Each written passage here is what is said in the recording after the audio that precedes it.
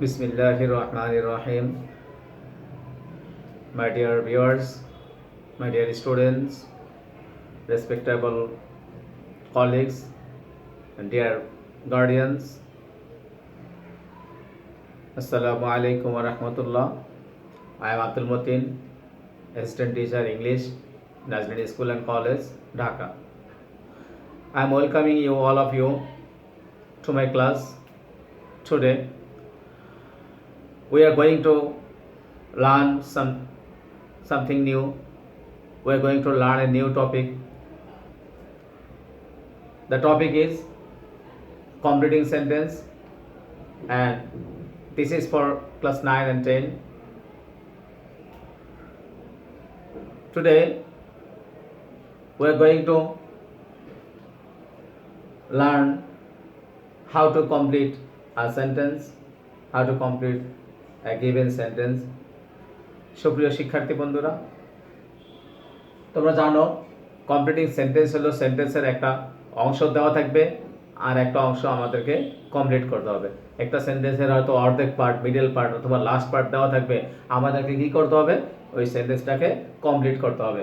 পরীক্ষায় আমাদের 5টা সেন্টেন্স দেওয়া থাকবে, একটা কনটেক্সচুয়াল একটা প্যাসেজে একটা প্যারাগ্রাফ আকারে 5টা সেন্টেন্স দেওয়া থাকবে। সেই সেন্টেন্সগুলোকে আমাকে সেই গল্পটাকে বা কনটেক্সটটাকে ঠিক রেখে কমপ্লিট করতে হবে। সেই কিভাবে ইজি মেথডে সহজে আমার সাবলীলভাবে কীভাবে একটা সেন্টেন্সকে কমপ্লিট করতে পারি সেই নিয়ে আমি এখন আজকে ক্লাসটা আলোচনা করব তোমাদেরকে। তোমরা অবশ্যই ক্লাসটা মনোযোগ দিয়ে দেখবে, সম্পূর্ণ ক্লাসটা দেখবে, যাতে তোমাদের কিছুটা হলো তোমাদের এই করোনাকালীন সময়ে তোমাদের পড়ালেখার যে বিঘ্ন ঘটেছে তার কিছুটা হলেও যাতে আমরা রিকভার করতে পারি সেই ধরনের চেষ্টাই আমরা করে যাচ্ছি। তোমরা অবশ্যই মনোযোগ দিয়ে ক্লাসটা দেখবে। ওকে, তাহলে আমরা শুরু করতে পারি আজকে আমাদের ক্লাসটা, কমপ্লিটিং সেন্টেন্স। ওকে, সো আমরা ফার্স্ট একটা সেন্টেন্স দিই। দেখো,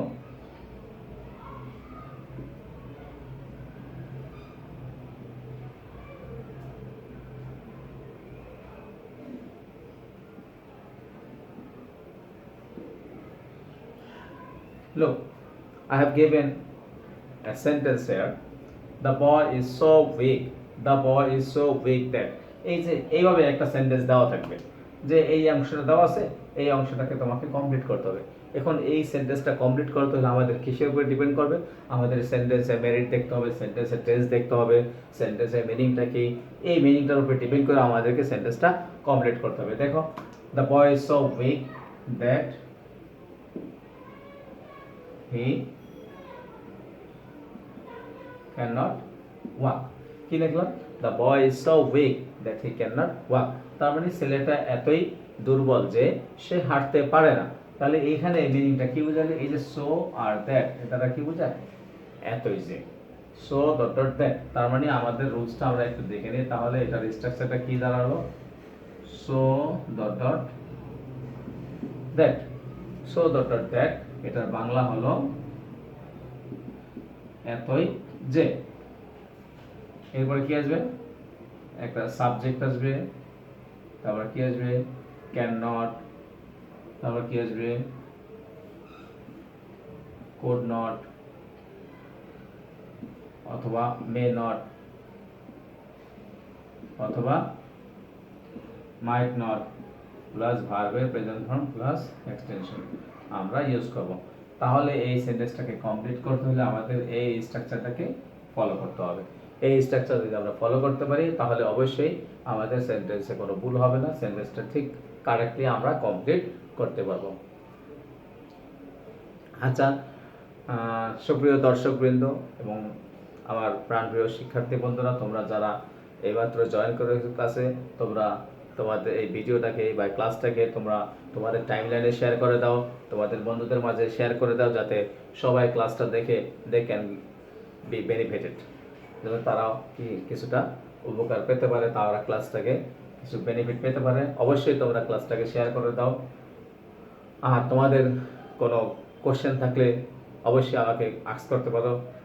feel free to ask me and I will try to reply in the comment box. Okay, তাহলে সো দ্যাট থাকলে কি আসবে? Subject, can not, could not, may not, might not, verb present form. তাহলে আমি এর উপরে আরেকটা সেন্টেন্স দেই, অবশ্যই তোমরা এটা লিখতে থাকো, বলতে থাকো, আর কমেন্টস করে জানাতে থাকো আমার ক্লাসটা কেমন হচ্ছে, বা আমার কথা ক্লিয়ার কিনা, ভয়েস ক্লিয়ার কিনা, বা লেখা ক্লিয়ার কিনা, অবশ্যই আমাকে জানাও।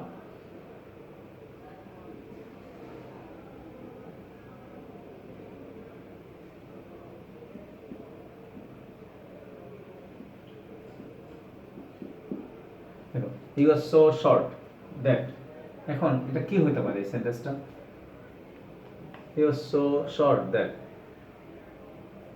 কি লিখলাম? সে এতই শর্ট যে সে কি করতে পারে না, সে বোর্ড টাচ করতে পারে না। তাহলে কি লিখবো? সাবজেক্ট আসবে শুরুতে। এই যে আমাদের স্ট্রাকচার কি বলে? সাবজেক্ট করতে আনবো, এই সাবজেক্টটাকে আমরা এখানে নিয়ে আসবো, হি। তারপর আমরা ক্যান নট দিব না কুড নট দিব? দেখো এখানে ক্যান আর মের, ক্যান নট, মে নট বা ক্যান মে এর একটা ব্যবহার আছে। ক্যান হলো অ্যাবিলিটি বা সামর্থ্য বোঝায়, আর মে হলো পসিবিলিটি, যেটা দ্বারা সম্ভাবনা বোঝায়। যদি কাজের অ্যাবিলিটি বোঝায় তাহলে আমরা ক্যান কোড ইউজ করব, আর পসিবিলিটি হলে মে মাইট। এখন আমি মনে করলাম এটা অ্যাবিলিটি বোঝালো, সে এত শর্ট যে সে বোর্ড টাচ করতে পারে না, তার সক্ষমতা নাই। তাহলে আমরা কি করব? ক্যান ইউজ করবো। এখন ক্যান দিব না কুড দিব, এর মধ্যে কোশ্চেন আছে। কুড দিব না ক্যান দিব? দেখো এখানে এটা কি আছে? প্রেজেন্ট ফর্ম না পাস্ট ফর্ম? এটা যদি পাস্ট হয় তাহলে এটা পাস্ট হবে, এটা প্রেজেন্ট হলে পরের অংশ প্রেজেন্ট হবে। তাহলে এখানে কি আছে? ওয়াজ, পাস্ট টেন্স, তাহলে আমরা এখানে কুড নট ইউজ করব। The boy was so short that he could not touch the board.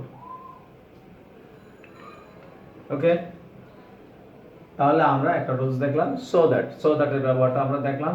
এবার আসি আমরা নেক্সট আমাদের রুলসে চলে যাই।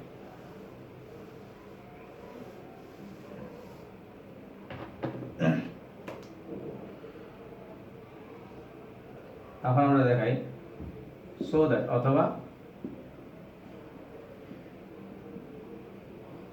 In order that. দেখো সো দ্যাট শব্দের অর্থ হলো যাতে, ইন অর্ডার দ্যাট শব্দের অর্থ হলো যাতে, দুটার অর্থ একই। এখন সো দ্যাট থাকুক অথবা ইন অর্ডার থাকুক, এটা স্ট্রাকচার আমরা কিভাবে লিখবো? Subject plus can, code, May, mite plus verb present form plus extension. Okay, subject can, code, May, mite plus ভার্বের প্রেজেন্ট ফর্ম প্লাস এক্সটেনশন। তাহলে আমাদের এখানে আসবে কি? যদি সো দ্যাট অথবা ইন অর্ডার থাকে আমরা ক্যান, কোড, মে, মাইট। আমরা আগেই বলেছি ক্যান শব্দের অর্থ কি, আরেকবার বুঝে নাও। ক্যান, কোড পাস্ট ফর্ম, এটা হলো কি পারা, এটা হলো অ্যাবিলিটি। আর মে অথবা মাইট আমরা যেটা বলতে পারি এটার অর্থ পারা, বাট এটা হলো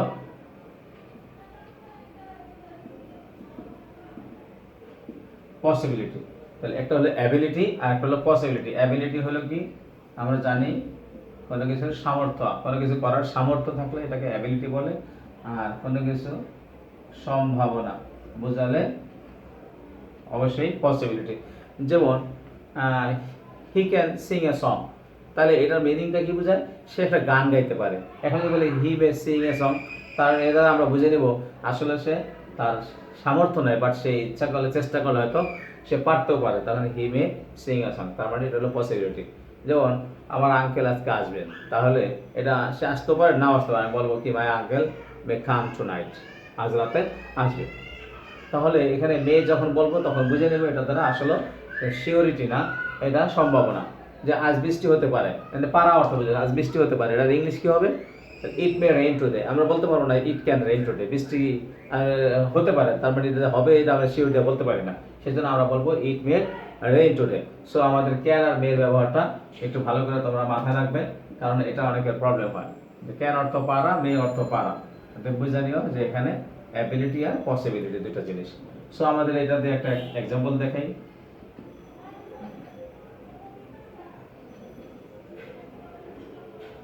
হি ওয়ার্কস হার্ড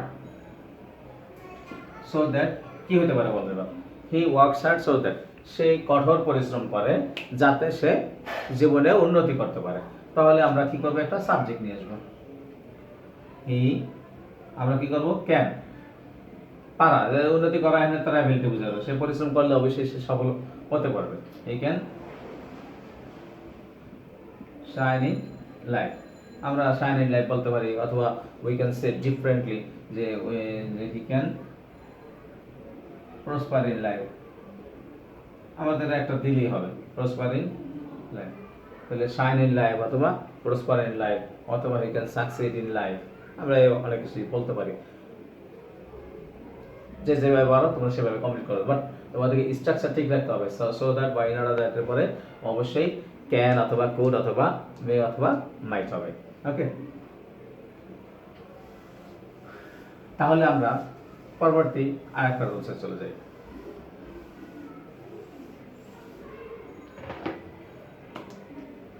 এবার দেখো, আমরা দেখাবো লিস্ট। লিস্টের একটা স্ট্রাকচার আছে। লিস্টের পরে কি আসবে, সাবজেক্ট প্লাস শুড প্লাস ভার্বের প্রেজেন্ট ফর্ম প্লাস এক্সটেনশন, আমরা সেন্টেন্স অনুযায়ী আমরা ইউজ করবো। দেখো, লিস্টের পরে সাবজেক্ট আসবে, শুড আসবে, ভার্বের প্রেজেন্ট ফর্ম প্লাস এক্সটেনশন। এখন দেখো লিস্ট শব্দের অর্থ কি। লিস্ট শব্দের অর্থটা অনেকের প্রবলেম হয় বুঝতে, আমরা একটু আলোচনা করি। পাশে বয় হয়, অথবা আমরা কি বলতে পারি, নতুবা, তা না হলে, এইভাবে আমরা অনেক কথাই বলতে পারি। লিস্ট শব্দের অর্থ পাশে বয় হয়। পাশে বয় হয় মানে কি, অনেকে এটা নিয়ে কনফিউশনে পড়ে যায়। পাশে, আচ্ছা পাশে বয় হয় মানে কি, পাশে বয় হয় মানে যে কোনো কাজের পিছনে ভয় কাজ করা। যেমন সে খুব মনোযোগ দিয়ে পড়ালেখা করতেছে, তার মনোযোগ দিয়ে পড়ালেখার পিছনে ভয় কি, ভয় হলে সে কি করতে পারে, ফেল করতে পারে, এই ভয়।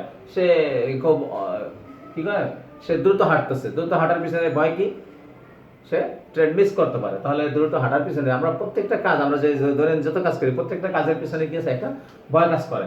সেই ভয়টা আমাদের কি, হয়তো সে দ্রুত হাঁটতেছে, ট্রেন মিস করবে এই ভয়ে, মনোযোগ দিয়ে পড়তেছে, হয়তো বাবা মা বকা কি করবে, বাবা মা হয়তো রাগ করবে বা লেখাপড়ায় খারাপ করবে, পরীক্ষায় খারাপ করবে, এই জন্য সে ভালো করে পড়তেছে। তাহলে এইটাকে বলা হয় পাশে ভয় হয়। তাহলে আমরা এটা সেন্টেন্সটার একটা এক্সাম্পল দেখাই, তাহলে আরো ক্লিয়ার হবে।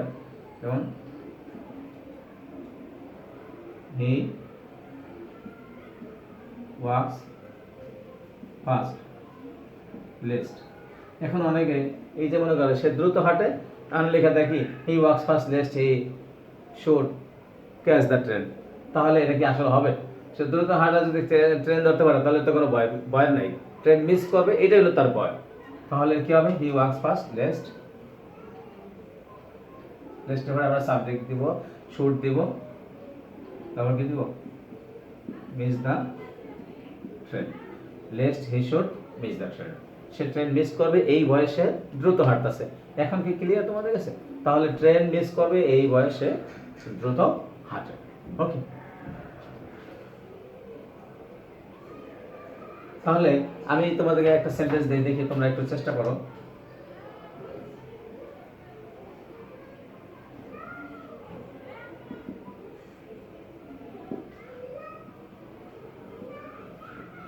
Read attentively list. একটু চেষ্টা করো তো সবাই, সবাই কমেন্টস করতে থাকো, কমেন্টস করে বলতে থাকো আমাকে।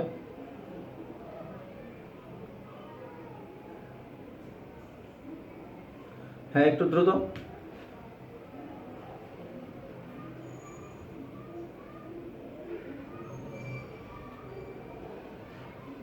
আচ্ছা, হ্যাঁ, যেটা বলতেছিলাম, তাহলে